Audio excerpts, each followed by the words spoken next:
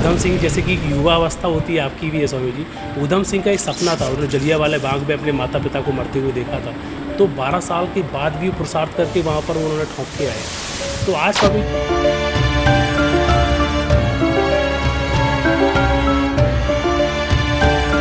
तो ये 99% कहानियाँ परिवर्तन था उनके आने से। लेकिन अभी क्या है, ये जो अगर जितने संत हैं ये खाली यही इकट्ठे हो जाएं तो बापू कल बाहर आ जाए, लेकिन ये सब इकट्ठा हो नहीं सकते।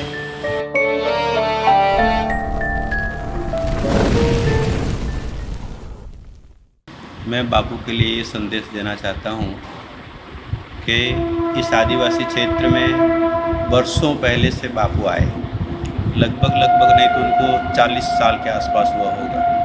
और इसमें आदिवासी पिछड़े विस्तारों में उन्होंने सनातन वैदिक धर्म की रक्षा की। अनेक लोगों में उनका उपदेश गया और बहुत से लोग उनके मार्ग पर चलकर जो व्यभिचारी जीवन था, बिल्कुल खराब जीवन था, उससे सत्य के रास्ता पर आए। और आज हजारों आदिवासी भाई बहन हैं कि जो उनके रास्ते पर चलकर और अपने जीवन को सुगम बनाते हैं। बाकी में जो बापू को 9 साल से अंदर कैद है, ये सारी घटनाएं गलत है और इसको हिंदू सनातन परंपरा तो खूब विरोध करती है। लेकिन क्या है कि कुछ राजकीय सत्ता के हिसाब से या जो अपने क्रिश्चियन मिशनरी है इनके हिसाब से कोई भी कारण से बापू भले नहीं छूट रहे हैं, लेकिन विजय हमेशा सत्य की है। आज नहीं तो कल वो बाहर आएंगे ही। और आज जैसे कल बाहर आएंगे तो जितने उनके संस्कार वाले लोग हैं, इससे 10 गुना ज़्यादा लोग उनके साथ उभरेंगे और ऐसी एक परमात्मा का नाम का डंका बजेगा, क्योंकि वो सत्य है। उनके अंदर रहने वाले जो परमात्मा तत्व है वो अंदर से बोलते हैं। कुछ लोग अंदर से बोलते हैं और कुछ लोग बाहर से दिखाव के लिए बोलते हैं। उनको कुछ दिखाव नहीं करना है, और किसके लिए करना है दिखाव। विजय हमेशा सत्य का ही होता है। सत्य को परेशान होना पड़ता है, बाकी असत्य का विजय कभी नहीं होता है। स्वामी जी, एक हम चीज़ देखते हैं कि काफ़ी लोगों के हमने इंटरव्यूज़ लिए, कई संत लोग सामने भी आए, शंकराचार्यों ने भी बोला संत आसाराम जी बापू के ऊपर अत्याचार होता है। बहुत सारे संगठन हैं जो खुलेआम पे बोल रहे हैं कि बापू जी के ऊपर अत्याचार है, संत भी बोल रहे हैं। तो मैं एक चीज़ देखता हूँ ना कि कहीं पर एकजुट होकर बुलंद आवाज़ें नहीं हो पाती हैं, और जिस कारण से कोई संत हो या कोई क्रांतिकारी हो वो आसानी से पिसता जाता है। तो इसमें नुकसान संस्कृति को हो रहा है। 9 साल से सब लोग देख रहे हैं कि अत्याचार हो रहा है, संत के ऊपर हो रहा है, तो भी बुलंद आवाज़ें नहीं हो पाती। तब क्या ऐसे वक्त में क्या हो सकता है? आप तो एक युवा हैं स्वामी जी, क्या लगता है? अब ऐसा है ना कि हिंदू परंपरा कितने नात जात में बटे हुए हैं, और वो बटे होने के कारण ये कभी एकत्रित हो नहीं सकते। अगर ये एकत्रित रहते तो आज अंग्रेज का शासन, मुस्लिम शासन, बौद्ध, ये ख्रिस्ती, ये कोई होते ही नहीं। बराबर, ये इनका होने का मुख्य, जैसे जैन धर्म है।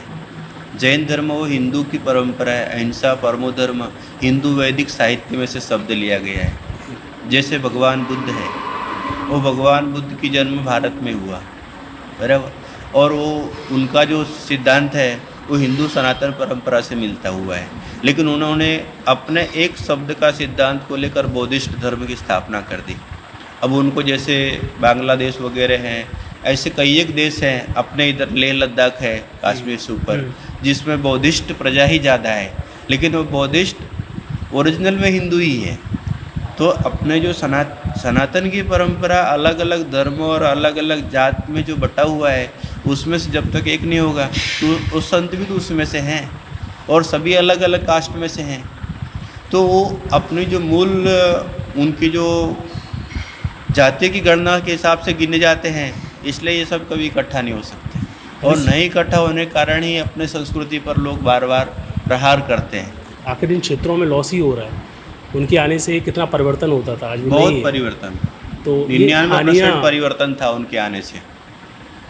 लेकिन अभी क्या है, ये जो अगर जितने संत हैं ये खाली यही इकट्ठे हो जाएं तो बापू कल बाहर आ जाए, लेकिन ये सब इकट्ठा हो नहीं सकते।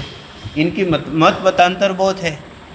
तो कहीं ना कहीं ये हमारी कमियों का लाभ तो वो लोग उठा ही रहे हैं, अब सरकारें भी लाभ उठा जाती हैं। अब जैसे पिछले साल लॉकडाउन था, बराबर, सूरत में से बॉम्बे के बीच में वो क्या दो महात्मा का हत्या हुआ था ना, जी। कौन सी जगह था वो? पालघर। पालघर में हत्या हुआ था। 8 दिन तक सभी लोगों ने मोबाइल में ये चलाया वो चलाया, सब कुछ ऐसे ये किया। करना चाहिए वो करना चाहिए। 8 दिन बाद जैसे 10वां दिन किसी ने नाम लेना चालू किया, सब भूल गए ना।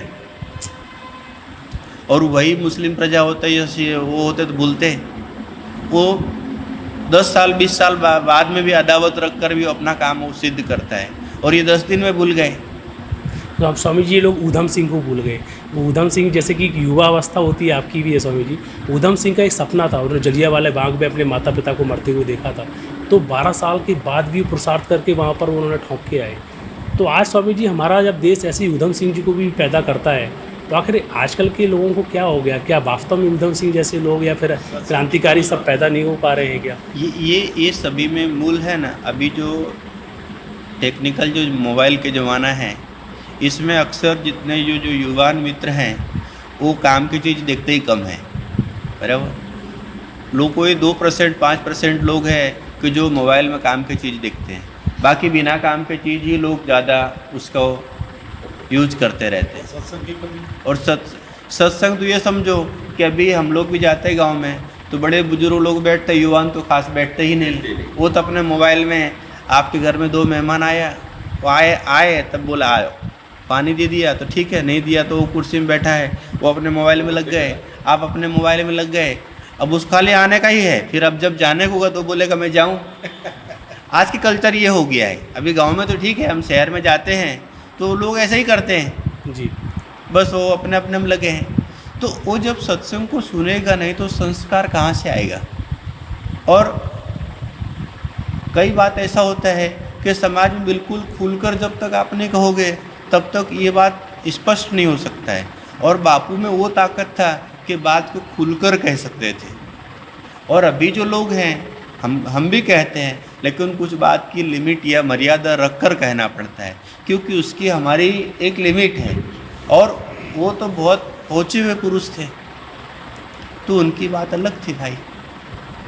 कहीं ना कहीं मैंने यहाँ तक भी देखा है स्वामी जी, बड़े बड़े जो संत भी हो गए, कहीं ना कहीं इनके षड्यंत्र में कभी कभी फंस जाते थे, फंसे हुए देखे। कई संतों को तो फांसी तक चढ़ा दी गई, उन्होंने गला रेन दिया गया, आप देखें मूल शासन में। तो ये परंपराएं आज भी घट रही हैं। तो इसमें स्वामी जी क्या कारण, जो आपने बताया कि समाज सोया हुआ है, तो उस समाज को जगाने के लिए जो प्रयास, वो महत्वपूर्ण काफ़ी सब लोग देख रहे हैं कि कैसे जगाने के लिए प्रयास तो बहुत किया जा रहा है। मीडिया पर बहुत सारे बात भेजा जाता है, लेकिन वो भेजने तक ही सीमित है ना। उसका अनुकरण कौन करता है? जब तक अनुकरण नहीं करेंगे, जैसे हमारे सामने थाली रखा हुआ खाने का, हमें भूख भी लग रही है, लेकिन जब तक हम मुंह में खाएंगे नहीं, मेरे पेट में जाएगा नहीं, तब तक तो भूख नहीं मिट सकता है ना। ये सब पिरोसा तो जाता है, लेकिन लेने वाला जो ग्राहक है उस वस्तु को जब तक लेगा नहीं, तब तक उसका अंदर क्या क्या घटना है उसे कैसे पता चलेगा? बात ये है ना। संत नहीं होता तो साहेब कहते हैं जी कि आग लगी आकाश में, जल जल गिरे अंगार, और संत न होते जगत में जल मरता संसार। इस संसार के अस्तित्व को रखने वाला तो संत है। आप पुरातन इतिहास को देखिए तो जितनी ऑपरेशन वगैरह करते हैं, ये सब रसायन संतों से निकला हुआ है जी। और पहले विज्ञान, ये जो विज्ञान है संतों का ही विज्ञान है पूरा। आज का जो विज्ञान सब पढ़ रहे हैं उसके ऊपर रिसर्च कर रहे हैं, इनके ऊपर तो इन्होंने रिसर्च करके लाखों वर्षों पहले रख दिए हैं, और उस वस्तु का आज भगोड़ा जा रहा है। बहुत लाभ जी, बहुत बहुत धन्यवाद स्वामी जी। बंदगी साहेब, बंदगी साहेब, कबीर साहेब की जय।